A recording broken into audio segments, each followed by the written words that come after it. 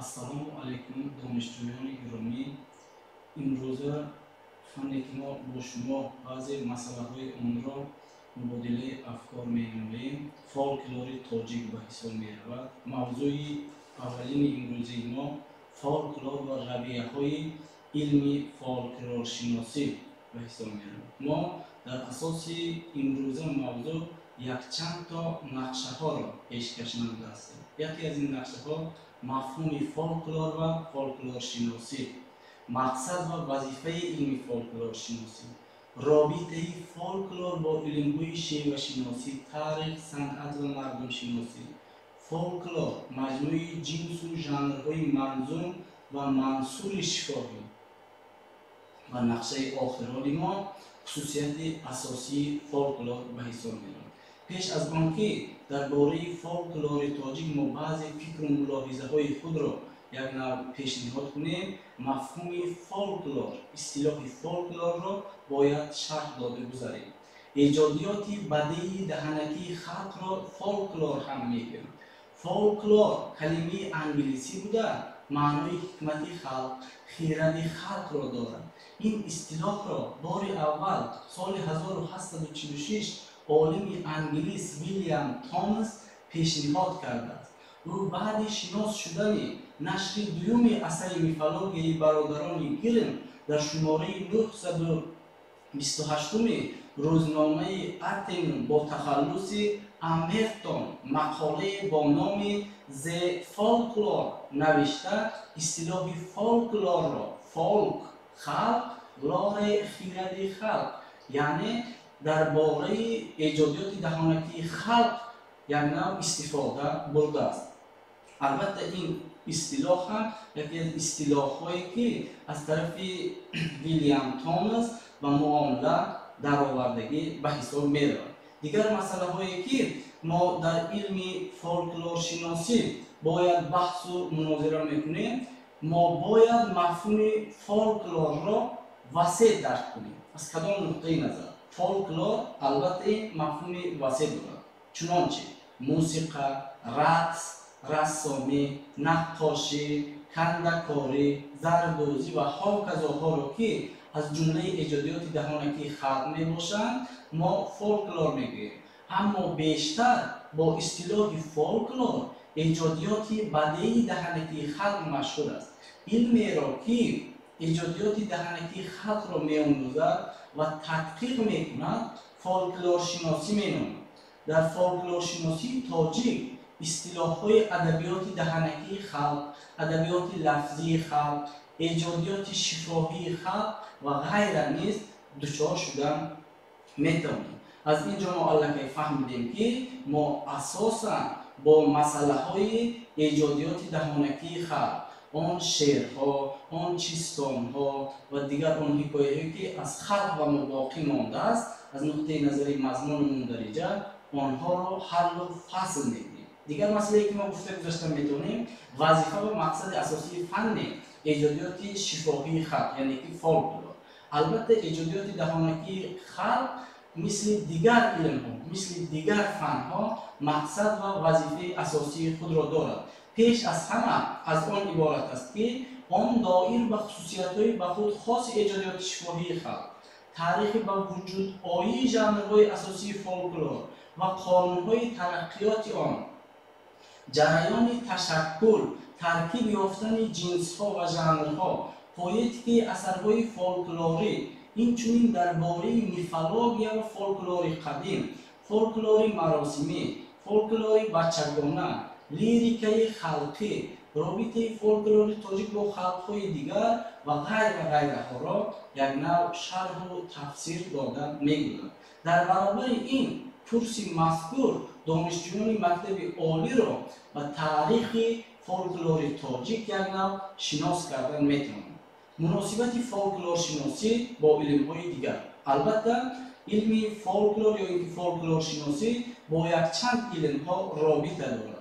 албатта мо фолклоршиносиро ҳамчун як қисми илми адабиётшиносӣ доништа бо хусусияти худ ба этнография низ наздик медонем. этнография илмест ки дар бораи зисту зиндагонӣ, رسم و عادت و اخلاق و آداب خلق بحث میکنند. در عین حال متریال های فولکلوری یکی از منبع های آموزش اتنوگرافی می باشد، زیرا در آنها بسیار زیست و زندگانی، رسم و عادت و اخلاق و آداب ملی انعکاس خود را یافتن می‌توانند. رابطه فولکلور شناسی با علم تاریخ ایجادیات بدیعی زمانهای گذشته را بدون آموزش حقیقت تاریخی و محیط اجتماعی فهمیدن و تدقیق کردن ناممکن است. از این رو فولکلور شناسی و تاریخ مراجعه نکردن نمی‌تواند و علم تاریخ و فولکلور شناسی قرابت دارد. یکی از دلیل‌های برجسته این دعوا سرود خلق تاجیک درباره شورش واسع میباشد که در آنها مناسبت عضوی فولکلور و تاریخ را بسیار دیدن میتوانیم. شکل و نمودهای ایجادیات بدیعی خلق، البته ما در بالا گفته گذاشتیم ایجادیات دهانکی خلق هم در شکل‌ها، در ژانرهای گوناگون ایجاد کرده میشن. اثرهای ایجادیات بدیعی خلق اساساً به سه گروه جدا میشوند: لیریکی، اپیکی و دراموی. این نوعهای اثر ادبی در بین بسیار خلق‌ها در زمانهای قدیم به وجود آمده در ادبیات موقع پیدا کرده توانستند و تدریجاً انکشاف یافتند. از همین نقطه نظر علامت‌های فرق کننده جنس‌های ادبی. علامت فرق کننده این سه نوع اثر بدیعی خلق در طرز مخصوص تصویر واقعیت ظاهر می‌گردد. در اثرهای اپیکی واقعه و عملیات قهرمان اثر نقل می‌شود. در اثرهای لیریکی باشد اندیشه‌های احساسات و هیجان شخصی انعکاس می‌گردد. در اثرهای دراموی باشد عملیات قهرمانان به واسطه نشان داده می‌شود. هر کدام این نوع اثر بدیعی باز به نمودهای و ژانرها جدا می‌شوند.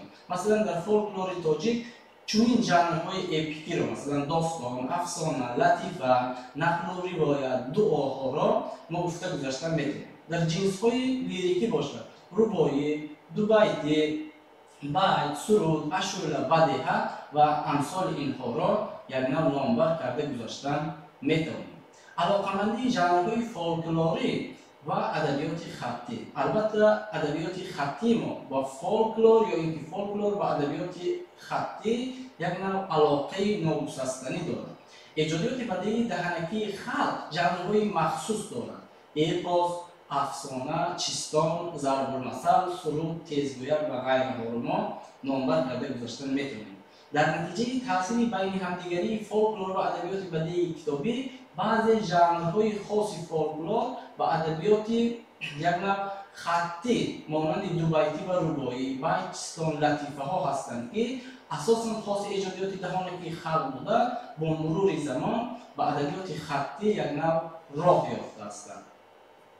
بیرون از این ما گفته گذاشتن میتونیم هر یک ژانر فولکلوری اهمیت مخصوص دارد. مثلا ژانرهای اپیکی حیات خلق را وسیع‌تر، مکمل‌تر و در شکل جمع‌بسط بدیعی انعکاس می‌کنند.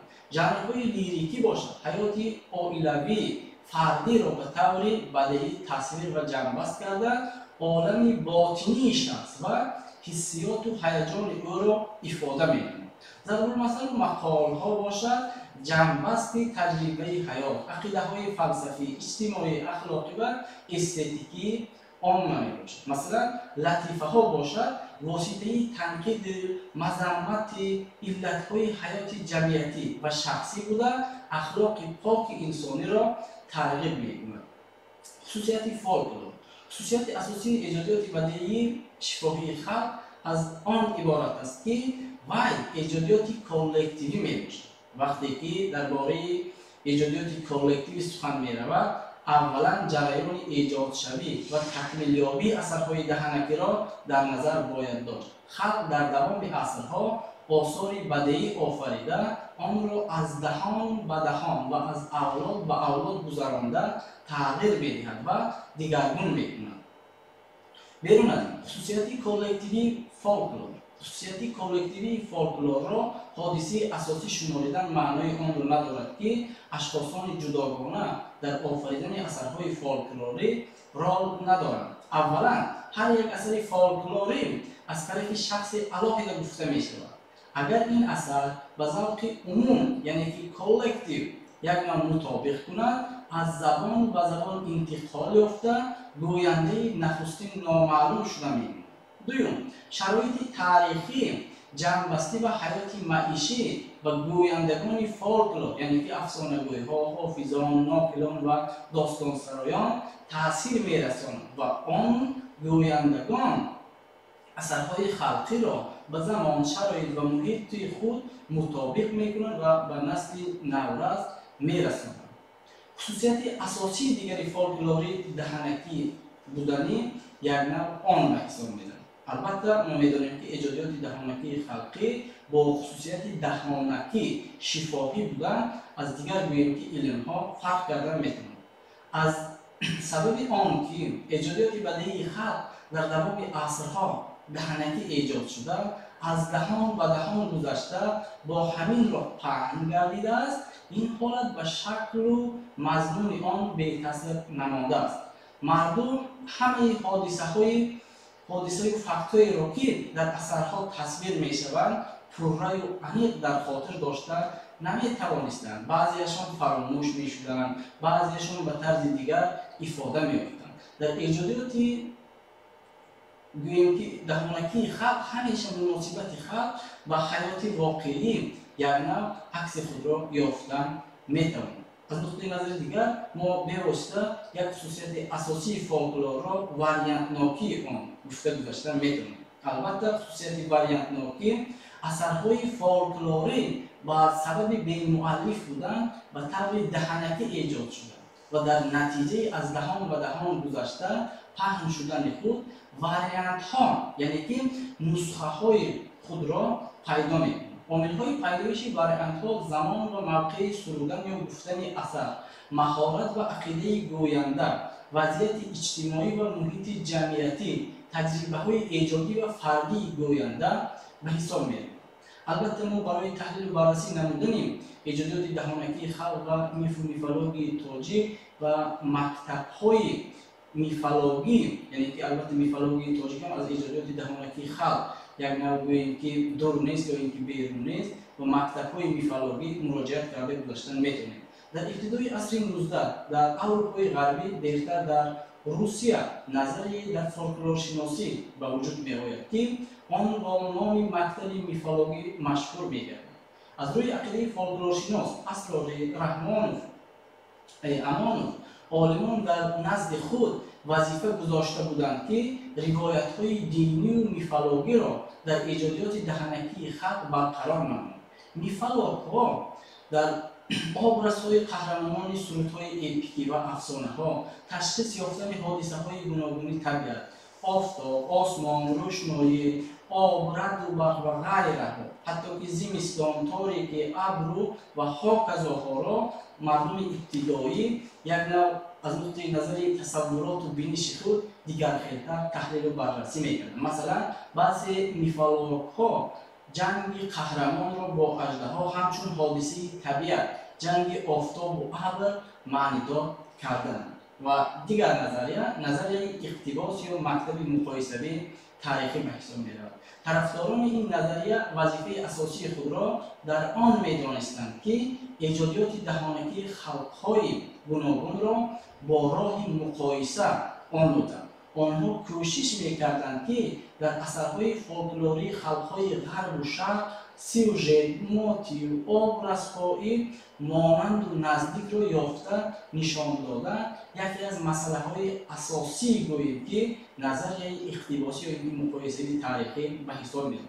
کمبودی اساسی نظریه مقایسه‌ای تاریخی از آن عبارت است که نمایندگان آن اثر ایجادیات دهانکی خلق را از زمینه ملی تاریخیش جدا می‌کردند، خصوصیت‌های ملی‌اش را به اعتبار نمی‌گرفتند و دیگر مکتب تاریخی به حساب می‌آمد. البته آنها مقصد داشتند که ریشه‌های تاریخی سیوژت و آبرزهای فولکلوری را معین کنند. میلر ва ҳамфикрони ӯ дар асарҳои худ кӯшиш мекарданд ки он фактҳои таърихиро ки дар достонҳо, афсонаҳо ва дигар жанрҳои фолклорӣ инъикос ёфтаанд муқаррар намуданд. намояндагони ин равияи фолклоршиносӣ бисёр фактҳои навро дарёфтанд, хулосаҳои қиммат ба даст оварданд. дигар мактаб, мактаби антропологӣ. асосгузорони мактаби антропологӣ ба ибораи дигар назарияи худрӯии сюжетҳо дар фолклоршиносӣ олими англис Тейлор ва олими шотланд Лен мебошанд. соли 1871 асари Тейлор маданияти ҷамъиятии ибтидоӣ аз чоп мебарад. Тейлор дар асоси материали фаровон ба хулосае меояд ки ҳамаи халқҳо аз ҷиҳати зисту зиндагӣ, ахлоқ, дин ва эҷоди бадеӣ умумияте доранд. албатта ин ҳам масъалаи асосӣ гӯем ки равияҳои фолклоршиносиро, мактабҳои фолклоршиносиро, назарияи фолклоршиносиро ба мо як навъ нишон додан метавонад. донишҷӯёни гиромӣ, имрӯза дарсамо бо ҳамин ба охир расид. то дарсҳои дигар саломат бошед.